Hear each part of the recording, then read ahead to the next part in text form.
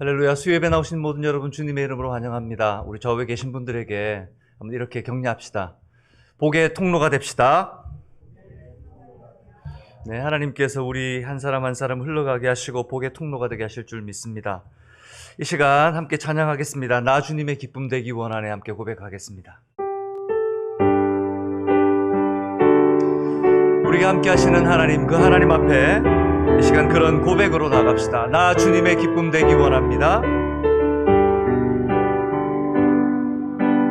나 주님의 기쁨 되기 원하네. 내 마음을 새롭게 하소서. 새 부대가 되게 하여 주사. 주님의 빛 비추게 하소서. 다시 한번 나 주님의 기쁨 되기 원하네. 내 마음을 새롭게 하소서. 새 부대가 되게 하여 주사. 주님의 빛 비추게 하소서. 내가 원하는 한 가지 주님의 기쁨이 되는 것. 내가 원하는 한 가지 주님의 기쁨이 되는 것. 겸손히 내 마음 드립니다. 나의 모든 것 받으소서. 나의 맘 깨끗게 씻어주사. 주의 길로 행하게 하소서. 내가 원하는 한 가지 주님의 기쁨이 되는 것. 내가 원하는 한 가지 주님의 기쁨이 되는 것. 내가 원하는 한 가지 주님의 기쁨이 되는 것. 내가 원하는 한 가지 주님의 기쁨이 되는 것. 우리 조용히 한번 고백할까요? 내가 원하는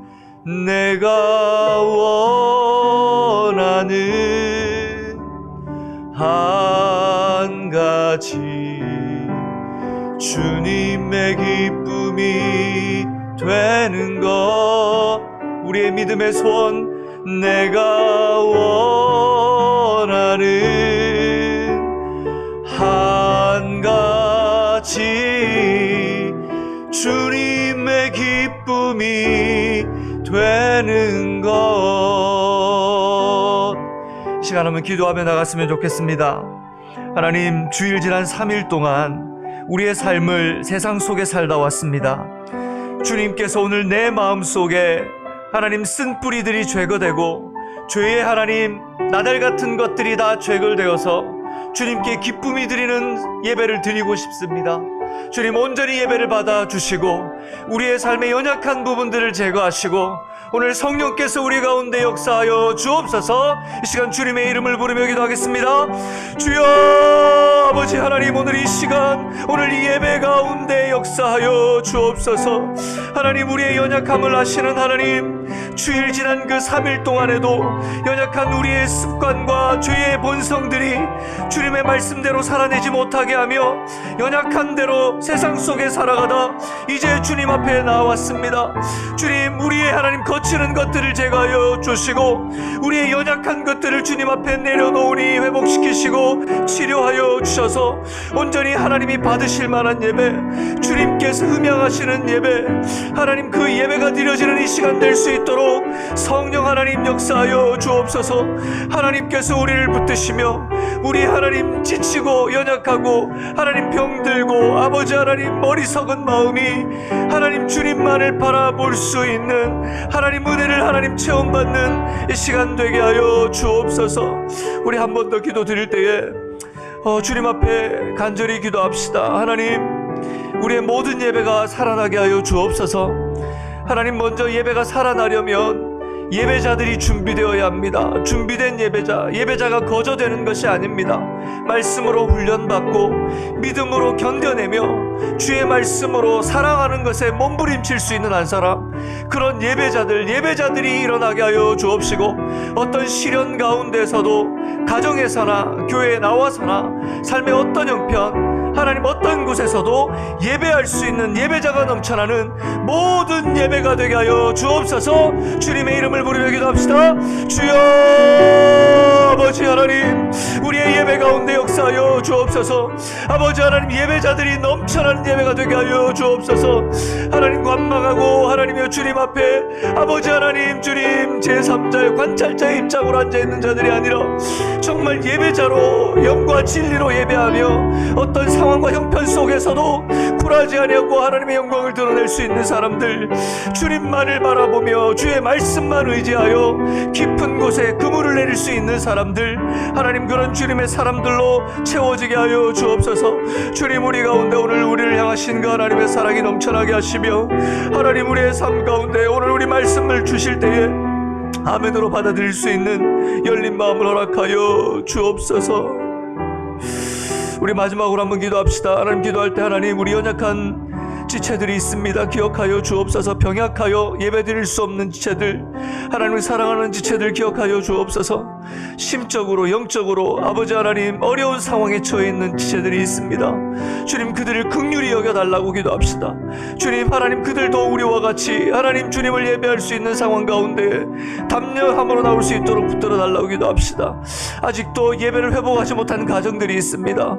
주님, 그들도 불쌍히 여기시고 다시 한번 일어날 수 있도록 하나님 동일한 은혜를 허락해 달라고 이 시간 다 같이 한번 주님 앞에 기도하며 나가겠습니다. 주여 아버지, 주여 살려 주옵소서. 주여 은혜를 허락하여 주옵소서. 주여 아버지 하나님, 우리 가운데 연약한 지체들이 있습니다. 병약한 지체들, 심적으로 영적으로 하나님 주님 어려운 상황에 처한 사랑하는 지체들이 있습니다. 주님, 기억하여 주옵소서. 그들의 이름을 불러주시고 그들이 주님 앞에 나와 함께 예배할 수 있도록 성령 하나님 역사하여 주옵소서. 주님, 바라옵고 원하올 것은 아직도 예배를 회복하지 못한 가정들마다 다시 예배를 회복할 수 있는 은혜를 허락해 주옵소서. 오늘도 성령 하나님 역사하여 주셔서 이 모두 가운데 역사하시고 주님 홀로 영광 받으시며 우리의 삶 가운데 역사하시는 놀라운 하나님이신 것을 발견하는 예배가 되게 하여 주옵소서. 아버지 감사합니다.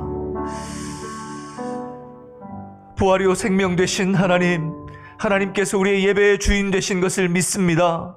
하나님, 오늘도 이 예배 가운데 성령으로 역사하여 주시고 상하고 지친 영혼 가운데 하나님 치유의 손을 얹어주셔서 하나님 다시금 일어나 주님을 예배할 수 있도록 쓴뿌리들을 제거하시며 하나님 죄악된 것을 맑게 시키시며 주님만 바라볼 수 있는 눈을 열어 주옵소서.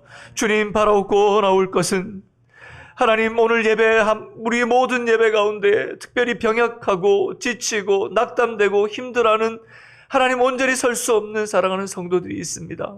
주님, 그들을 기억하여 주셔서 우리와 같은 동일한 은혜를 그들에게도 부어 주옵소서. 사랑하는 주의 권속들에게 찾아가 위로의 말씀하시며 일어나라 하시고 나아오라 하시옵소서. 주님, 예배가 멈춰진 곳마다 예배가 흘러나오게 하시고 하나님 그곳에서 가정이 세워지고 하나님의 은혜가 흘러가게 하여 주옵소서. 오늘도 예배합니다. 하나님, 이 예배를 받으시고 예배 가운데 역사하시며 우리 삶 가운데 함께 하시는 하나님의 은혜를 허락하여 주옵소서. 감사드리며 우리 구주 예수 그리스도 이름으로 기도드립니다. 아멘. 오늘 함께 살펴볼 말씀은 요한계시록 2장 8절에서 11절까지 말씀. 계시록 2장 8절에서 11절까지 말씀. 제 성경으로는 신약 400면에 있습니다. 요한계시록 2장 8절에서 11절까지 말씀 우리 함께 교독하겠습니다. 8절을 제가 읽겠습니다. 서머나 교회의 사자에게 편지하라. 처음이며 마지막이요 죽었다가 살아나신 이가 이르시되 내가 내 환난과 궁핍을 알거니와 실상은 내가 부요한 자니라. 자칭 유대인이라 하는 자들의 비방도 알거니와 실상은 유대인이 아니요 사탄의 회당이라. 너는 장차 받을 고난을 두려워하지 말라. 볼지어다 마귀가 장차 너희 가운데서 몇 사람을 옥에 던져 시험을 받게 하리니 너희가 10일 동안 환난을 받으리라. 내가 죽도록 충성하라. 그리하면 내가 생명의 관을 내게 주리라. 11절 귀 있는 자는 성령이 교회들에게 하시는 말씀을 들을지어다. 이기는 자는 둘째 사망의 해를 받지 아니하리라. 아멘. 우리 수예배 나오신 여러분 대면 예배로 처음 나오셔서 수예배 드리시죠. 우리 함께 사명선언을 하고 같이 시작했으면 좋겠습니다. 다 기억하시죠? 예, 함께 사명선언 외치며 시작하도록 하겠습니다. 예수의 제자 되어 생명의 열매 맺는 풍성한 공동체. 예수의 제자 되어 생명의 열매 맺는 풍성한, 한 번 더. 예수의 제자 되어 풍성한 열매 맺는, 제가 실수했습니다. 예, 하나님께서 그런 은혜 베푸실 줄 믿습니다. 예수의 제자 되어 생명의 열매 맺는 풍성한 공동체. 하나님께서 기도하고 또 예배를 준비하고 팬데믹 상황 속에서 함께 예배 드리다 보면 그런 생각이 듭니다. 예수의 제자 되어 이 생명의 열매를 맺고 풍성한 공동체가 된다는 것. 이게 참 쉬운 일이 아니구나라는 걸 다시 한번 깨닫게 됩니다. 누군가 생명의 씨앗을 심어야 하는, 누군가 이 씨앗을 뿌려야 하는 사명을 가지고 뿌리지 않으면 꽃은 볼 수 없고 열매도 얻을 수 없습니다. 오늘 하나님께서 우리에게 먼저 믿게 하시고 먼저 예배하게 하시고 먼저 가게 하시는 것은 하나님께서 이 아름다운 사역의 열매를 수고하는 자들로 얻게 하시기 위한 은혜인 줄 믿습니다.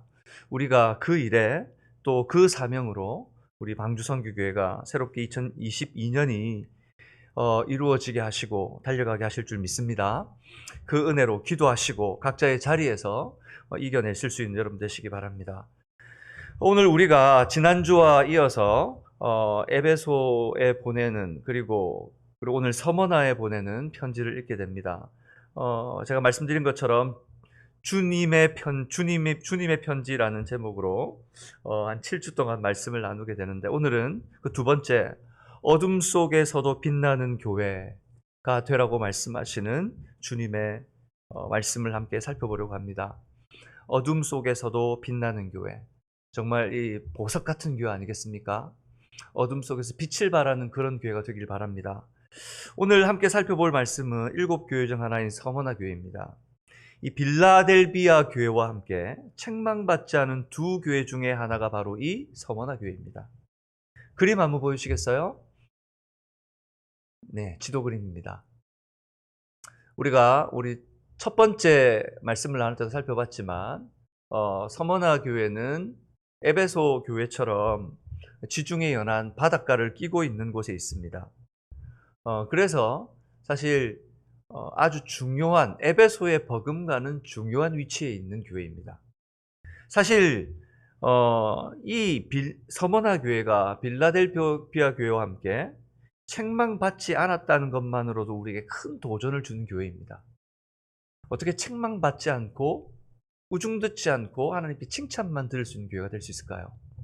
여러분 살다 보면 우리가 좋은 일만 있지 않잖아요. 그런데 그런 교회로 설 수 있다는 것만으로도 우리에게 도전이 됩니다.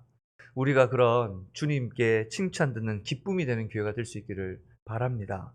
당시 서머나라는 지역은 에베소와 버금가는 번창한 도시였습니다.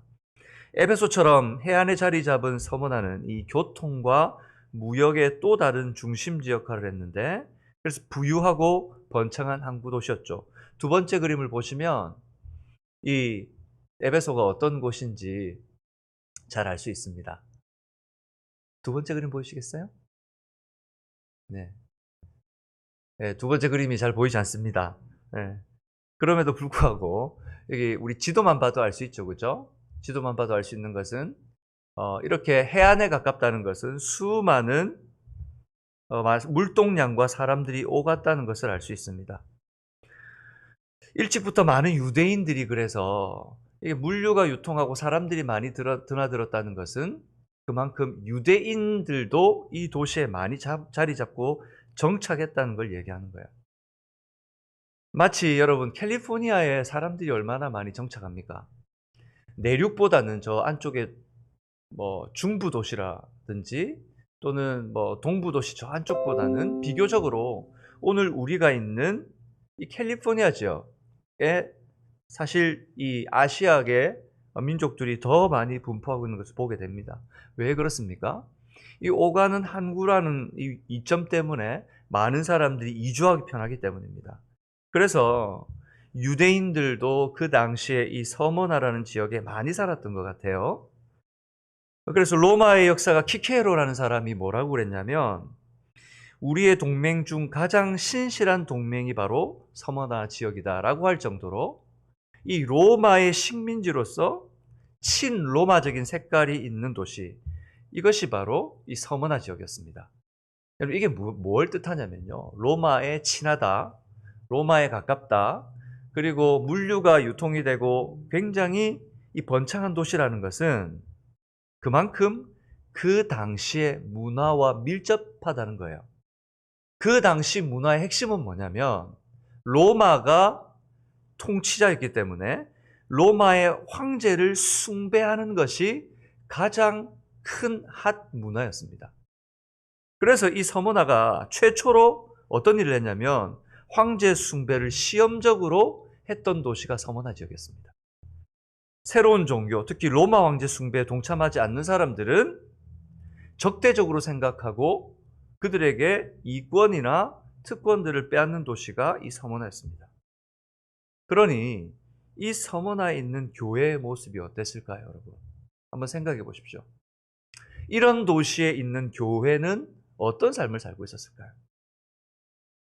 계시록 2장 9절에 보면 서머나 교회의 모습에 대해서 이렇게 표현하고 있습니다. 계시록 2장 9절입니다. 우리 한번 같이 읽어보겠습니다. 시작. 내가 내 환난과 궁핍을 알거니와 실상은 내가 부요한 자니라. 네, 거기까지. 여기 보니까 뭐라고 하죠? 내가 내 환난과 궁핍을 알거니와. 아니, 주님께서도 말할 정도면 도대체 어느 정도로 이 교회가 환난을 당하고 궁핍했다는 거예요. 그러면서 후반부에 자칭 유대인이라고 하는 자들의 비방도 알거니와 라고 말하고 있습니다. 환난과 궁핍도 힘들 텐데 유대인이라고 하는 사실 동족 아니에요. 유대인이면. 그리고 유대인이라면 가장 그 심정을 잘 알아줄 것 같은 사람들인데 그들도 어떻게 한다는 거예요? 비방한다는 거. 여러분 가장 큰 사람들이 뭐냐면 조금 나를 아는 사람들이 항상 나에게 가장 큰 걸림돌이 돼요. 아예 모르는 사람한테는 실망도 안 해요. 그런데 나를 알 것 같은데 나를 이해해 주지 못하는 사람들을 볼 때 가장 마음이 힘들어져요. 오늘 바로 그리스도인들에게 유대인들은 그런 존재였습니다. 이 환난이라고 하는 단어는 어떤 의미를 갖고 있냐면 바위로 내리 누른다라는 의미를 갖고 있어요. 바위로 내리 누른다. 여러분 돼지를 한 마리를 잡아서 돼지 수육을 만들고 그래서 돼지 머리가 가장 맛있는 부분이라고 그러잖아요. 그렇게 해서 그 수육을 만들기 위해서 할 때 제가 군 생활할 때 저희 부대에 면도칼 하나만 좀 돼지를 잡는 촌사람이 있었습니다. 그래서 어떻게 하냐면 나중에 그 수육을 만들기 위해서 우리에게 맛있는 수육을 만들어주기 위해서 큰 바위돌을 가지고 와서 그렇게 장만한 여러 가지 이렇게 찹한 그 돼지 고기 위에다 이렇게 얹어놔요. 그러면 그게 내리 누르면서 불순물들이 빠지면서 걔가 이렇게 단단해지는 덩어리 고기가 되는 거예요. 이 내리 누른다는 것이 얼마나 힘든 일인지, 진액이 다 빠져나오고 불순물들이 다 빠져나올 정도로 그 속을 진 누르는 상황이 바로 그들 가운데 있었다는 거예요. 우리도 그런 상황 만날 때가 있죠. 로마는 유대인들을 종교적으로 포용하는 정책을 사용했어요. 그래서 이 유대인들을 용납해줬어요. 유대인들을 용납해줘서 유대인들의 종교들도 어느 정도 인정해줬어요. 그러면서 유대인들이 어떻게 했냐면 로마의 종교들을 어느 정도 수용하는 이 잘못된 길을 걷게 된 거예요. 그런데 이 이방인들이 기독교인으로 개종하면서 이제 교회가 튼튼해지고 교회가 지금 부흥한다는 소리가 들리는 거예요. 그러니까 유대인들이 어떻게 되냐면 질투심을 느낀 거예요. 그래서 이 기독교라고 하는 예수를 믿는 이 단체에 대해서 공공연하게 기독교가 유대인하고 다른 분파다라고 주장하고 반대 앞장섰어요. 왜냐하면 로마 사람들의 입장에서는 유대인인지 기독교인인지 분간이 안 가요. 왜? 대부분의 사람들이 유대인이고 유대인과 비슷하게 하나님이라고 하는 야훼를 믿고 따르는 신앙을 가진 사람들이거든요. 그러니까 그들도 유대인인 줄 알고 종교적으로 포화 정책을 해서 그들도 잘 대줬단 말이죠. 근데 유대인들이 뭐라고 그러냐면 우리하고 다른 사람이라고 하면서 그들을 비방하기 시작하는 거예요. 그로 인해서 교회를 수모를 겪게 되고 고난에 처하게 되는 상황에 처해졌습니다. 그 환경 속에서 궁핍과 비방이라는 상황으로 이어졌고 실제적으로 어떤 일이 벌어졌냐면 경제적으로 생계를 유지하는데 어려울 만큼 제재가 시작됐어요. 그래서 기독교인이라 그러면 연맹을 맺고 받아주지를 않는 거예요. 폭도들은 폭력과 약탈을 그 기독교인 제일 연약한 공동체니까 큰 단체들은 건드렸다가 자기도 피해를 볼 것 같으니까 기독교인들을 약탈하기 시작하는 거예요. 유대인들은 노골적으로 반대하기 시작하고 그 모습을 하나님께서 아름답게 여기실 리가 없었죠. 그래서 오늘 보면 자칭 유대인이라 하는 자들의 비방도 알거니와 라고 하나님께서 말씀하세요. 유대인들은 뭐라 그러냐면 자기들은 하나님의 회당이라고 불렀어요. 우리가 모인 것은 하나님의 회당이다. 그런데 오늘 성경에 보니까 하나님께서는 그들을 구절해 보니까 뭐라 하냐면 자칭 유대인이라고 하는 사람들, 스스로 유대인이라고 하지만 내가 보니까 실상은 유대인이 아니고 사탄의 회당이다 라고 말씀하고 있습니다. 그러니 여러분, 유대인들은 사탄과 하나가 되어 교회를 핍박하니 교회와 그리스도인들에 대한 태도가 자명할 노릇 아니겠습니까? 이 찬란한 도시 서모나에 가장 비참한 상황에 처해 있는 사람들, 그 사람들이 그리스도인들이었습니다. 어쩌면 이 세상을 살아가면서 우리가 가장 그리스도인들이 비참한 상황에 처해 있는 삶을 살아갈지 모릅니다. 섬기고 나누어주고 정직하게 살고 하나님 믿는다고 거짓을 포기하고 타협을 포기하고 그렇게 살아가다 보니 이익이 없고 내가 가질 것 없고 사람들에게 별것 아닌 아이고 저렇게 살아서 어떻게 라고 하는 핀잔만 듣는 인생들, 혹시 그런 삶을 살고 있지는 않습니까? 그럼에도 여러분 기억하십시오. 주님 앞에서는 가장 찬란한 교회가 바로 서머나 교회였습니다. 우리 주님은 우리를 향해 아름다운 사람들이라 칭해주고 계십니다. 그러니 세상의 칭찬과 세상의 격려에 귀를 열지 마시고 그것 좀 여러분 마음에 접고 주님만 향해 나아갈 수 있는 담대함 있기를 주님의 이름으로 축복합니다. 대단하죠. 우리가 참 닮고 싶은 교회고 소망하는 교회의 모델입니다. 그렇다면 오늘 이 빛나는 교회를 향한 주님의 말씀이 무엇인지 몇 가지 살펴보려고 합니다. 첫 번째는 하나님께서 은혜의 말씀으로 교회를 위로하십니다. 뭐로 위로하신다고요? 은혜의 말씀으로 교회를 위로하십니다. 요한계시록을 읽고 있는 여러분, 우리가 지금 요한계시록을 지금 몇천 년이 지나서 읽고 있잖아요. 그래도 우리가 이 말씀을 읽으면서 위로가 돼요. 그런데 그 당시에 이런 극심한 핍박이 있는 교회에 있는 성도들이 요한이 보내어준 이 계시의 말씀을 읽었을 때 얼마나 위로가 되었을까요? 비참한 처지에서 아무것도 붙들 수 없었는데 그 처지에서 이 상황을 보고 얼마나 위로가 되었을까요? 경제적으로, 신체적으로 생명의 위협까지 느끼는 그들에게 이 그리스도라는 인이라는 이유만으로도 당하는 그 수모 앞에서 힘들어하는 그들에게, 그 비참함을 느끼는 그들에게 이 말씀은 생명과도 같은 말씀이었을 거예요. 오늘 여러분은 어떤 마음의 힘든 상황 가운데 있습니까? 주님께서 오늘 그들에게 말씀하셨던 것처럼 우리에게도 말씀하셨으면 좋겠습니다. 주님, 우리의 사정 다 알고 계십니다. 우리 주님께서 우리 사정 다 알고 계시고 다 보고 계십니다. 그래서 오늘 이렇게 말씀합니다. 여러분 한번 말씀을 보실까요? 주님께서 이렇게 말합니다. 우리 주님께서 내 환난과 궁핍을 알거니와, 내 환난과 궁핍을 알거니와. 여러분, 내가 안다라고 말하고 계십니다. 내가 알거니와. 이 아무것도 아닌 말이지만 여러분 그거 아세요? 주변에 있는 사람들이 막 힘들고 어려울 때 내 옆에 와서 내가 다 알아, 내가 집사님 마음 다 알아 라고 하는 그 말 한마디가 우리의 가슴을 열게 만듭니다. 아무것도 아닌데 우리 아이들이, 남편이, 아내가 와서 여보, 엄마, 아버지 힘내세요, 제가 다 알아요 라고 하는 그 한마디는 우리의 마음을 눈 녹든 그 어려움에서 위로하시는 은혜가 있습니다. 하물며 주님께서 우리에게 뭐라고 그러냐면 내 환난과 궁핍을 내가 다 안다 라고 말씀하십니다. 살아가다 보면 참 곤란하고 어려운 여러 가지 일들 많이 겪게 됩니다. 하지만 그 중에서 사람이 가장 비참하게 느낄 때는 인정받지 못할 때입니다. 부모로서 자식에게 인정받지 못하고, 배우자로서 서로 존귀함을 알아주지 못하고, 내가 살아가는 삶의 현장에서 나의 가치가 인정받지 못할 때 참 비참합니다. 그러나 이 모든 것도 평안할 때의 일입니다. 생사가 오가는 사선 앞에 서 있으면 이런 것들도 사실은 비참함으로 느껴지지 않습니다.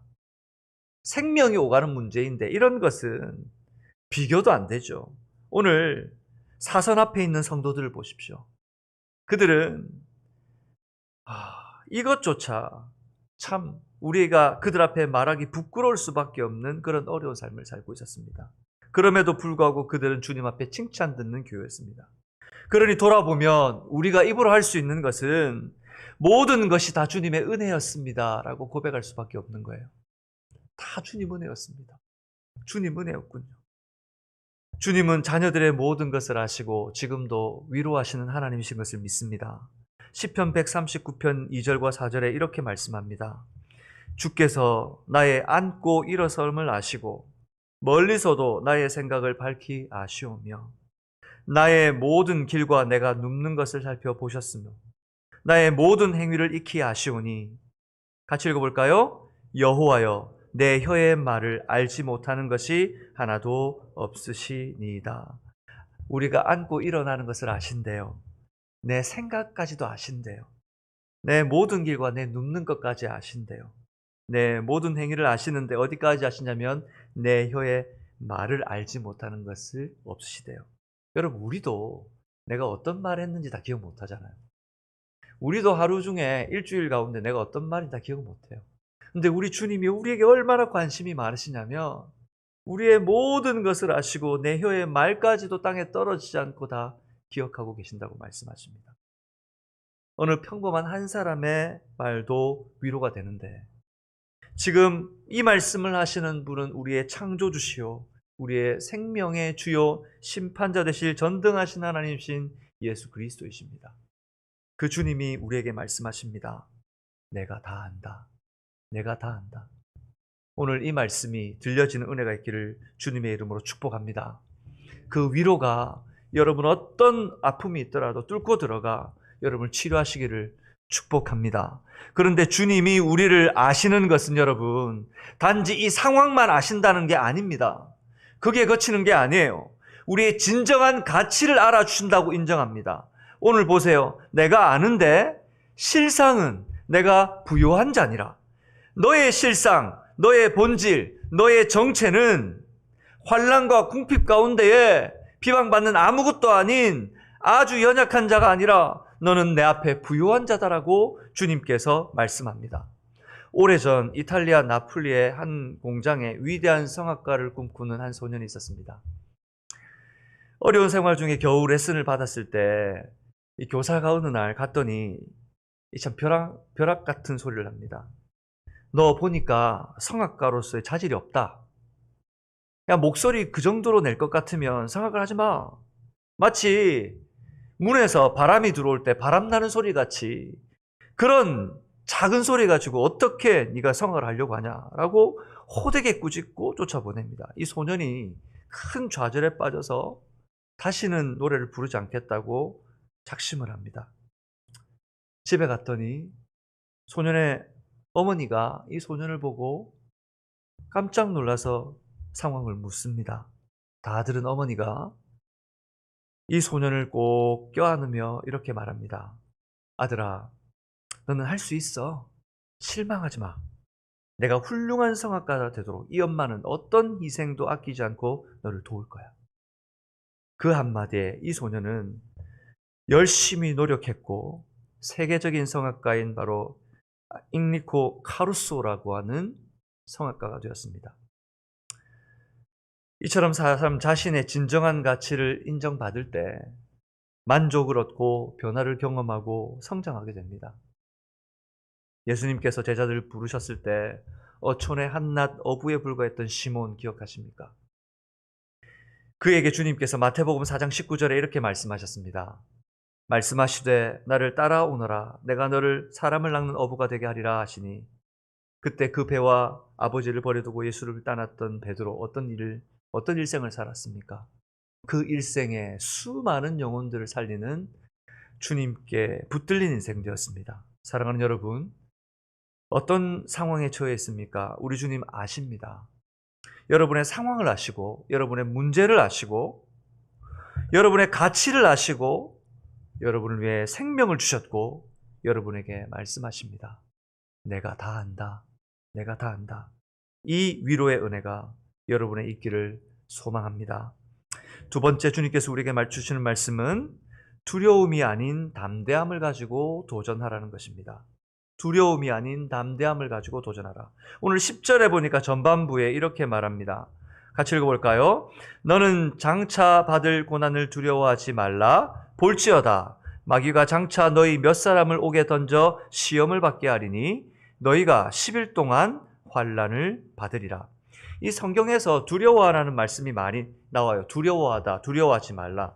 근데 이 두려워하다라는 말이 어떤 대상을 향해 쓰여졌는지에 따라서 그 의미가 좀 틀려요. 만약 성도들에게 사용될 때는 하나님을 경외하라고 하는 의미를 갖고 있습니다. 하나님을 경외하라. 너무 가치 있는 분, 너무 영광스러운 분을 만났을 때 그분을 사랑하는 마음에 벌벌 떨 수밖에 없는 그런 마음을 이야기합니다. 두 번째는 이 땅에 살아가는 하나님 없이 자기 마음대로 살아가는 그 땅의 사람들에게 사용될 때는 심판 앞에 서 있는 것을 두려워하라고 하는 공포 섞인 그런 경고의 말씀으로 사용됩니다. 그런데 오늘 요한계시록에서 사용되는 두려워 말라라는 말씀은 이 두 가지가 병행되어 있다고 신학자들이 해석을 해요. 하나님을 경외하지만 또 심판 앞에 있음을 두려워해라라고 하는 이 두 가지가 섞여 있대요. 이 세상 모든 사람에게 경외하는 마음, 하나님을 온전히 신뢰하고 주님만을 의지하는 하나님의 사람조차도 피하지 못할 고난이 올 거라는 거예요. 그날은 두려운 날이 될 것입니다. 실로 불같은 시험이 될 것이고, 여러분 우리가 코로나 팬데믹 상황을 지나면서 살짝 맛봤잖아요. 얼마나 힘들고 어려운 상황이 될지. 지금 이 상황은 비교도 되지 않을 거예요. 그런 어렵고 힘든 상황이 분명 우리에게 그 불같은 시험이 닥칠 거라는 것을 주님께서 그들에게 말씀하고 있는 것입니다. 그런데 주님께서는 이걸로 끝나는 것이 아니고 니네가 실제로 감옥에 갇힐 거라는 거예요. 장차 몇 사람을 감옥에 던져 넣는다는 거예요. 그 말씀을 하고 계십니다. 이 두려움과 공포가 실제적인 일, 그냥 주님께서 말씀하시는 언젠가 있을 추상적인 어떤 일이 아니라 실제적으로 너희에게 힘과 권력이 너희를 붙들어서 공포에 몰아넣는 일이 될 거라는 거예요. 제가 목사님들도 뭐 신앙인들이 나와서 하는 CBS에서 하는 간증 프로그램을 보면서 북한에 억류되었던 한 목사님의 간증을 보면서 아, 공포라는 게 저런 거구나라는 생각을 하게 됐어요. 공포라는 게 삶의 희망과 여망이 다 사라지고 진짜 생각나는 건 오늘 하루하루만 살아가는 거, 연명하는 게 그게 꿈이라고 하더라고요. 목적이 뭐냐면 그냥 오늘 하루를 사는 거예요. 오늘 하루만 사는 거예요. 내일도 걱정이 없어요. 오늘 하루만 살면은 감사한 거예요. 공포가 닥칠 때에 믿음이 있다고 생각했는데 그것이 얼마나 연약한지 그걸 깨달았대요. 사실 우리가 상상할 수 없는 일이죠. 어떤 공포가 닥칠지. 하나님께서 마지막 날 우리에게 불같은 시험을 줄 때 어떤 어려움이 닥칠지. 근데 여러분 그뿐만 아니고 세상의 권력만으로도 우리에게 엄청난, 예를 들면 미국이라고 하는 이 나라가 예를 들면 우리 교회라고 하는 한 교회를 이렇게 타겟으로 해서 만약에 그 권력을 다 쏟아붓는다면 어떤 일이 벌어지겠어요? 근데 실제로 로마 치하 상황에서 그런 일들이 교회에 일어나고 있었단 말이에요. 그들은 공포에 휩싸일 거였습니다. 이 당시의 서머너에 조금 전에도 말했지만 대규모의 유대인 거류지가 있었고 그들이 기독교 핵심 반대자들이었습니다. 역사적으로 유대인들이 어떻게 했냐면 황제 숭배를 거부하는 이 로마 정부에 이 서머나 교회 감독이었던 폴리캅이라고 하는 감독이 있었어요. 정말 훌륭한 감독이었고 신앙적으로 존경하는 거룩한 하나님의 사람이었습니다. 그런데 이 폴리캅이라는 사람을 로마 정부에 고발해버렸어요.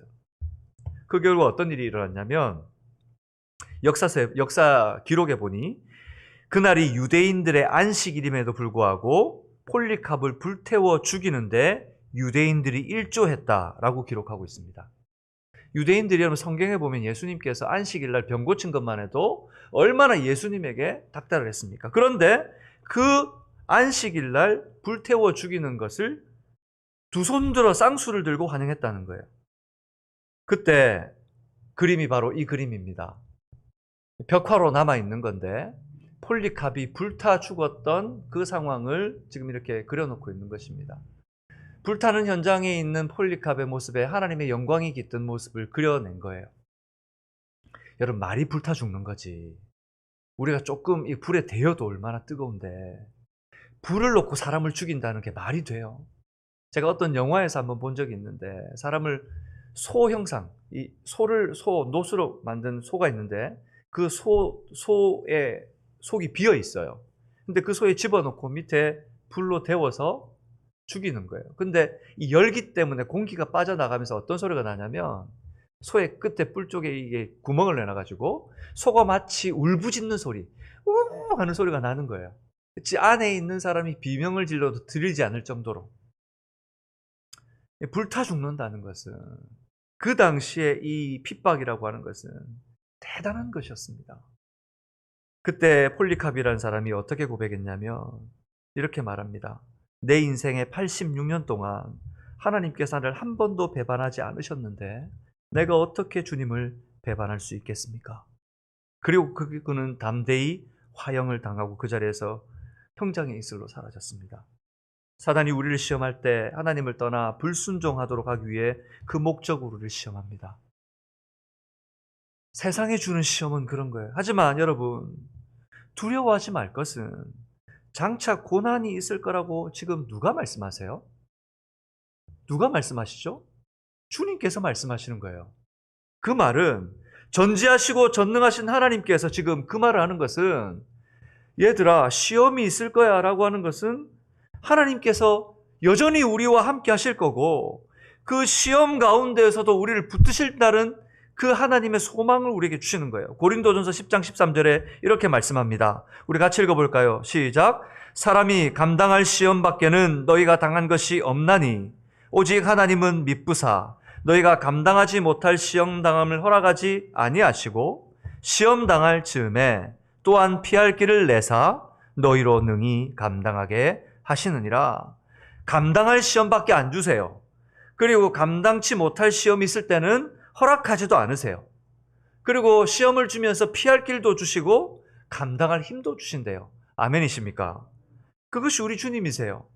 다시 말하면 우리에게 시험을 허락하시는 분도, 시험을 통제하시는 분도 오직 하나님이시라는 거예요. 하나님이 주시는 시험은 그 과정을 통해 우리가 더 견고히 연단되기 위해서 주시는 줄 믿습니다. 그러니 당연히 피할 길도 준비하신다는 거죠.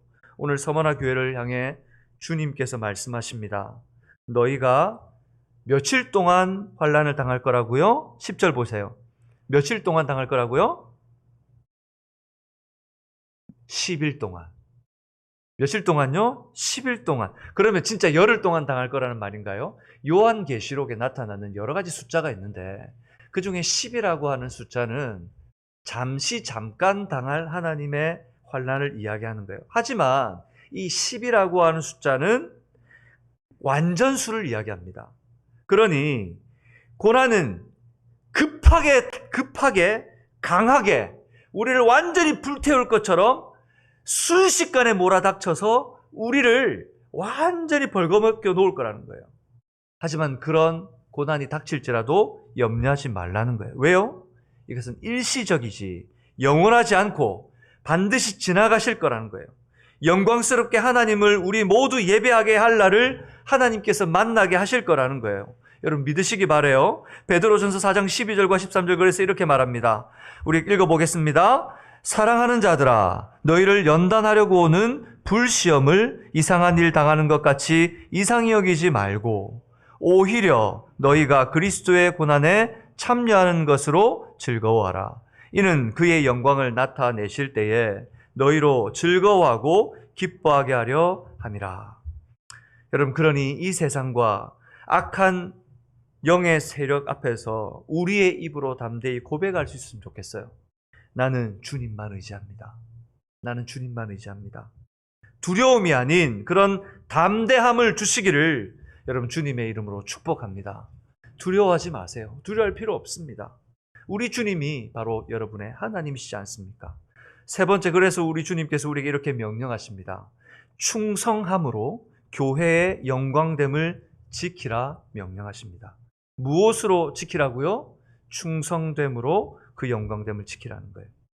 오늘 2장 10절 하반부에 보면 이렇게 말씀하십니다. 2장 10절 하반부에 내가 죽도록 충성하라. 그리하면 내가 생명의 면류관을 내게 주리라. 이 교회에서 목사님들이 예전에 설교할 때 헌신하라고 할 때 이 말씀을 많이 사용했어요.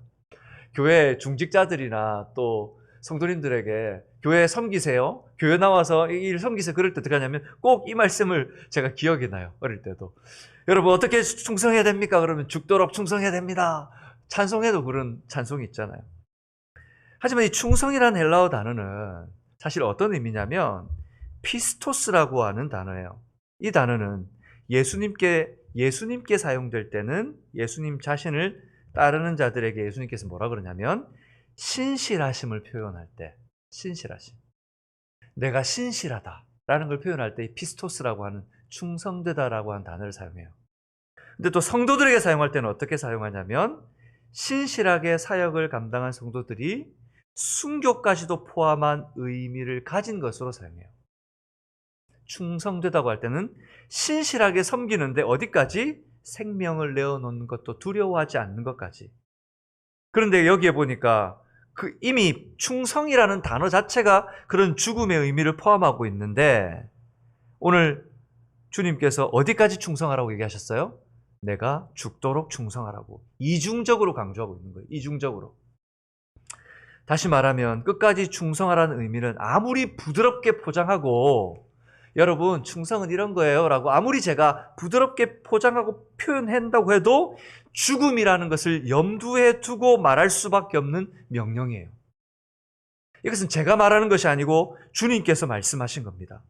다시 말하면 죽음이 반드시 닥쳐올 거라는 거예요.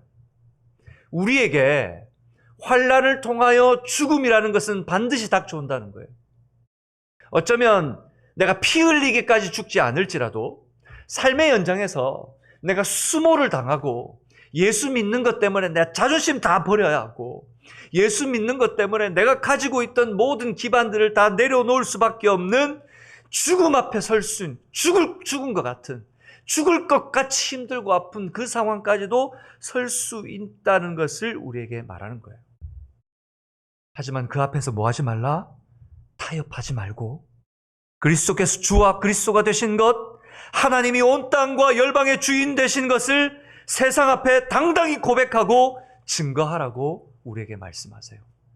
그 앞에서 신실하라. 그 앞에서 신실하라. 사랑하는 여러분, 우리가 그런 교회 되기를 원합니다. 교회됨의 사명과 본질을 잃지 않고 그 영광스러운 성도로 살아가는 사람들, 그것이 우리가 해내야 될 삶의 모습입니다.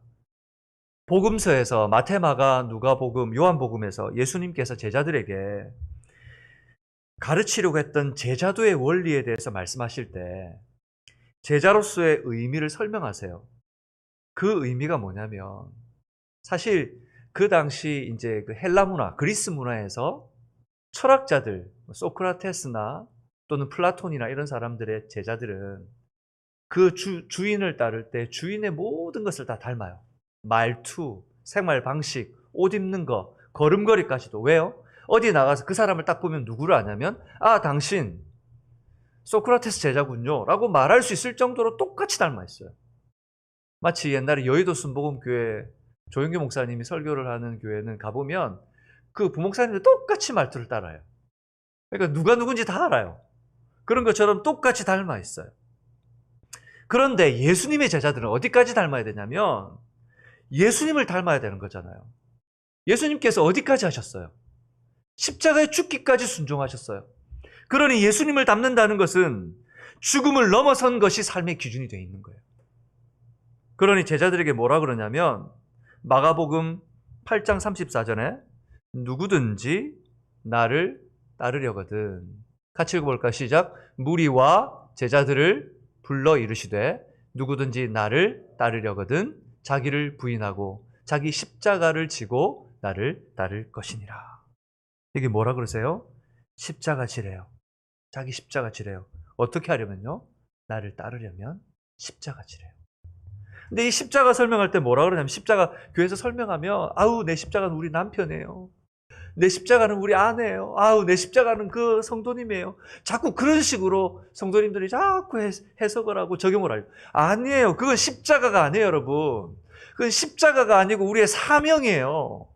그 아내를 주신 거 아내 변화시키라고 주신 사명이지 십자가가 아니에요. 십자가를 자꾸 이상한 데 적용해요. 그 십자가 그거 아니에요. 그렇게 적용하지 마세요. 십자가는 어떤 의미냐? 자기를 부인한다는 의미예요. 내가 주님이 죽으신 것처럼 나도 나를 부인합니다. 나도 나를 주님 앞에 내려놓습니다. 참된 제자는 그리스도와 모든 길을 기꺼이 동행한다는 의미도 담고 있어요. 나는 주님과 함께 거기까지 동행하겠습니다. 그러니 어디까지도 포함되는 거예요? 죽는 자리까지도 주님과 동행하겠습니다. 라는 의미를 담고 있습니다. 다시 말하면 십자가 진다는 것은 제자로서 충성됨을 표현하는 것인데 주님께 신실하게 내가 목숨을 잃는 순교의 자리까지도 주님과 함께 가겠습니다. 라는 의미를 표현된 고백입니다. 이것은 영광됨의 특권이자 또 하나님의 은혜를 얻은 우리의 소명입니다. 이 당시 서머나에서 모범 시민이 죽으면 관이 주어졌대요. 관이. 사람이 죽었는데 죽은 사람한테 관을 줬대요. 왜냐하면 죽은 자의 업적을 기리고 그것이 그들에게는 영광이 되었다는 거예요. 그래, 그 가족들이 죽고 나서 아, 나는 이 사람의 자녀고 이 사람의 가족이요. 굉장히 영광스럽게 여겼대요. 그런데 오늘 보면 예수님께서 뭐라 그러냐면 여러분 보세요. 뭘 주신대? 그리하면 뭘 주신대요? 내가 10절 마지막 부분에 그리하면 내가 생명의 관을 내게 주리라 말씀하셨어요. 아, 세상도 관을 준다는데 우리 주님도 관을 주신대요. 그럼 이 관이 뭘까요? 지금 이 요한계시록에서 예수님께서 이걸 표현하실 때는 지금 그 당시에 살아가는 사람들이 쓰고 있던 문화를 차용해서 말씀하시는 거예요. 이 관이 뭐냐면 주님께 주시는 관은 생명의 관입니다. 죽은 사람한테도 관을 주는데 그런 관이 아니라 생명의 역사를 완성시키고 어떤 일을 겪더라도 하나님의 백성들은 마침내 의로운 상급을 얻을 것이며 어떤 어려움 가운데서도 하나님께서 그 정당성을 인정하시고 상을 베풀어 주실 거라는 거예요. 마치 시편 23편에 우리 목자께서 원수들 앞에서 상을 베푸시며 잔치를 베풀어 주는 것처럼 하나님께서 그 생명의 관을 주실 것이라는 거예요. 생명을 바칠 사람들에게 특별히 주어진 약속입니다. 여러분, 그리스도의 고난에 참여하는 것, 그리스도를 위해 고난받는 것은 슬픔이 아니고 특권입니다. 아멘이십니까? 특권입니다.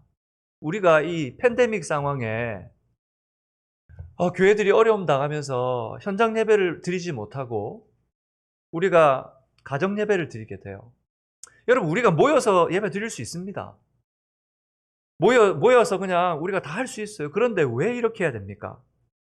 할 수 있는데도 그 고난을 포기하고 우리가 주님을 위해 세상 사람들 앞에 예수 그리스도 복음이 욕듣지 않고 복음을 증거하기 위해서 포기하는 것, 여러분, 이게 사실 순교예요. 남들이 다 할 수 있는 거 포기하는 것은 순교라고 말할 수 없어요, 여러분. 하지만 우리가 할 수 있는데도 포기하는, 사실 이것이 순교적 삶을 사는 거예요. 복음이 회방받지 않고 교회가 세상 속에 욕듣지 않고 오히려 세상이 하는 것보다 더 영광스럽게 하나님의 영광을 드러낼 수 있는 것, 이것이 사실은 순교자의 삶이에요. 저는 우리 방주 선교교회가 하는 모든 결정들과 사역의 방향이 우리 교회만 건강하게 하는 것이 아니라 이렇게 하나님의 영광을 드러내는 어둠 속에 빛을 발하는 교회가 될 수 있기를 주님의 이름으로 축복합니다. 그것이 하나님께서 원하시는 교회요, 오늘 서머나 교회를 칭찬하시는 하나님의 관점입니다. 빌립보서 1장 29절에 이렇게 말씀하세요. 그리스도를 위하여 너에게 은혜를 주신 것은 다만 그를 믿을 뿐 아니라 또한 그를 위하여 고난도 받게 하려 하심이라. 여러분, 은혜 주신 것은, 믿음 주신 것은 고난도 그 속에 포함되어 있다는 사실을 우리가 기억해야 합니다. 말씀을 맺겠습니다. 사랑하는 여러분, 이제 시험과 문제 앞에서 좌절하거나 실망하지 마르시기를 주님의 이름으로 축복합니다. 우리가 불같은 시험을 만납니다.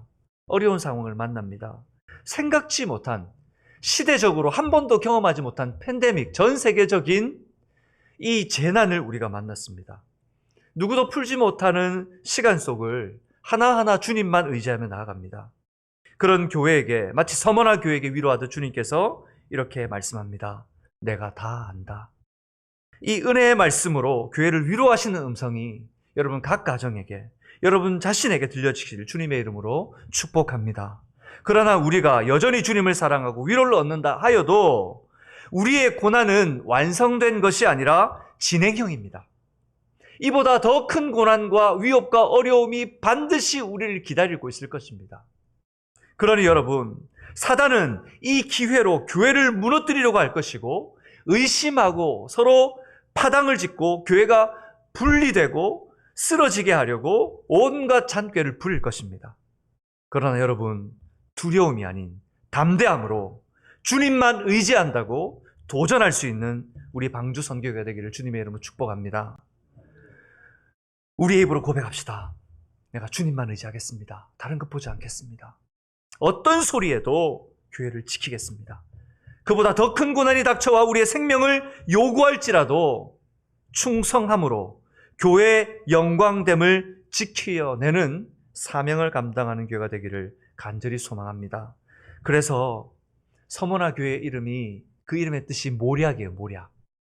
모략이 뭐예요, 여러분? 이 모략은 죽은 사람의 썩는 향을 막기 위해서 함께 넣어뒀던 향기가 모략이에요. 그만큼 강한 거예요. 모략이 어떤 때 가장 향기를 잘 내냐면 으깨어져서 형체가 없을 정도로 짜내어졌을 때 가장 진한 향기를 내요. 마치 지금 서머난 교회가 세상 속에서 그 어려움과 비참함 속에 으깨어졌지만 하나님 앞에는 더 큰 향기를 바라며 주님만이 생명이시며 소망이라고 그들의 삶을 통해서 나타내는 것처럼, 오늘 우리 방주선교교회가 세상 속에서 그런 환난을 당하지만 당하면 당할수록, 넘어지면 넘어질수록, 짓밟히면 짓밟힐수록 더 주님의 향기를 나타내는 교회가 되기를 주님의 이름으로 축복합니다. 어려움이 닥칩니까? 더 주님 믿음으로 나아갑시다. 안 될 상황을 만났습니까? 그 상황에 더 포기하시고 주님만 의지합시다. 주님께서 우리에게 은혜를 베푸실 기회인 줄 믿습니다. 오늘 말씀 여러분 기억하셨으면 좋겠습니다. 주님의 편지, 어둠 속에서도 빛나는 교회, 그 아름다운 교회로 살아가시기를 주님의 이름으로 축복합니다. 우리 이 말씀을 기억하면서 우리 함께 이 찬양했으면 좋겠습니다. 같이 찬양할까요? 세상 흔들리고 사람들 변해도 나는 주님만 섬기겠습니다. 오직 믿음으로 주님만 바라보겠습니다.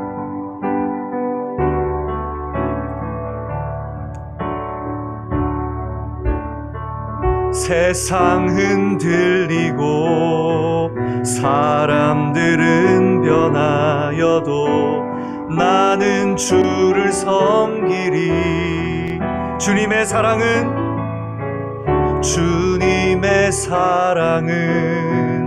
영원히 변하지 않네. 나는 주를 신뢰. 다시 한번 세상 흔들리고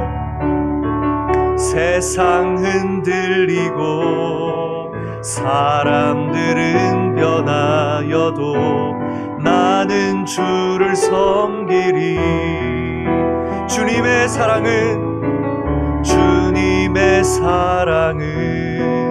영원히 변하지 않네. 나는 주를 신뢰. 오직 믿음으로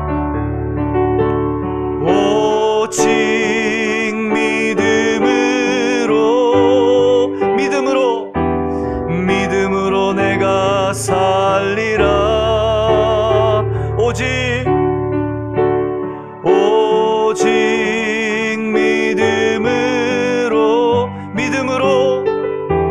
믿음으로 내가 살리라.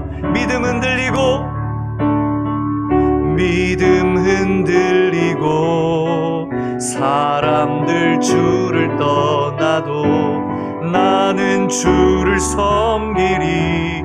주님의 나라는 영원히 쇠하지 않네. 나는 주를 신뢰. 오직 믿음으로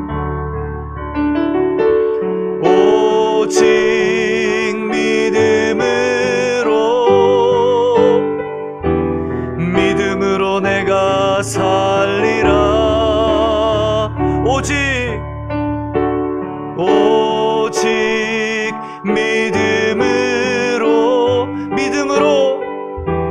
믿음으로 내가 다시 한번 오직 의인은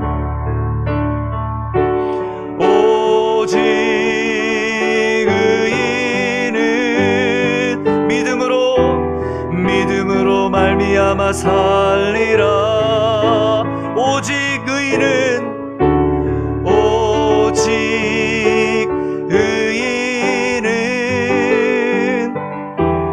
믿음으로 말미암아 살리라. 우리 시간 조용히 한번 기도합시다. 여러분, 우리가 환난과 어려움 당하지 않습니까? 내 마음속에 흔들릴 수 있는 거대한 고난이, 하나님 내 삶을 흔들어 놓는 미세한 움직임들이, 나를 흔들어 놓는 의심의 마음들이 우리 안에 있지 않습니까? 우리는 그때 정말 주님을 신뢰하고 있습니까? 죽기까지 주님 앞에 순종하리라 다짐하고 이 시간 고백합시다. 그럴지라도 주님만 바라보겠습니다. 어두운 세상 속에 빛을 발하는 교회가 되게 하여 주옵소서. 우리 시간 주님 앞에, 하나님 앞에 묵상하듯 진심을 담아 함께 한번 기도하겠습니다. 아버지 하나님, 주님 앞에 이 시간 고백하며 나아갑니다. 우리를 흔드는 여러 가지 어려움들이 있습니다. 주님, 악한 사탄 마귀에 하나님 미세한 움직임이 있습니다. 우리도 알아차리기 전 이미 내 삶 속에 들어와 하나님 여러 가지 하나님 시험과 어려움들로 나를 흔들어 놓습니다.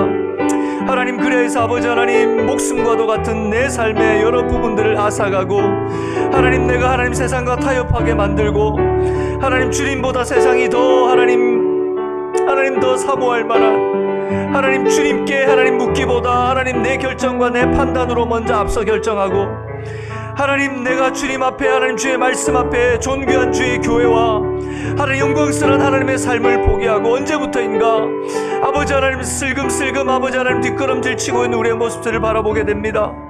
주님, 은혜를 베풀어 주셔서 하나님 주님께 결단하게 하여 주옵소서.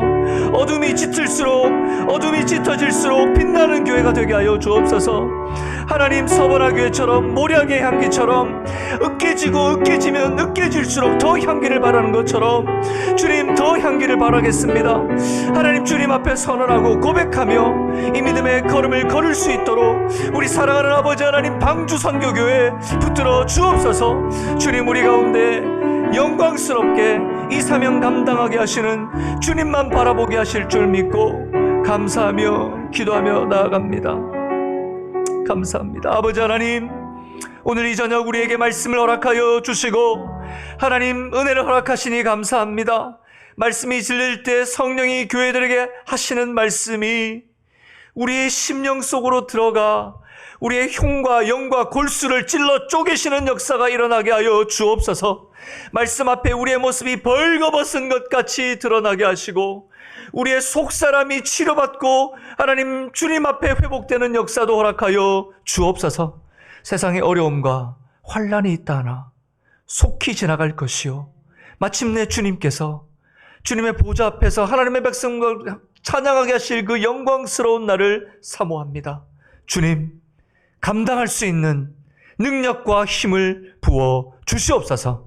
주님께 감사하며 우리 주 예수 그리스도의 이름으로 기도드리옵나이다. 아멘. 이제는 우리 주 예수 그리스도의 은혜와 하나님의 한량없는 사랑과 하나님 성령의 내주하시고 교통하시는 은혜가 어둠 속에서 빛나는 교회로 살아가며 주의 은혜의 말씀, 그 말씀을 붙들고 두려워하지 않고 담대히 도전하며 충성된 교회로 살아내기를 각오하는 살아가는 주의 권속들 위해 지금부터 영원토록 함께 하시기를 우리 주 예수 그리스도의 이름으로 축원하옵나이다. 아멘.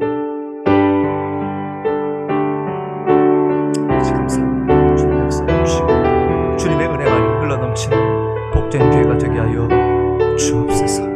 감사합니다. 아멘. 예배를 마쳤습니다. 여러분 힘내시고 또 한 주일 동안 살고 주일날 또 영광된 모습으로 뵙도록 하겠습니다. 우리 좌우에 계신 분들에게 이렇게 한번 격려합시다. 승리합시다. 네, 승리하고 살아내시길 바랍니다.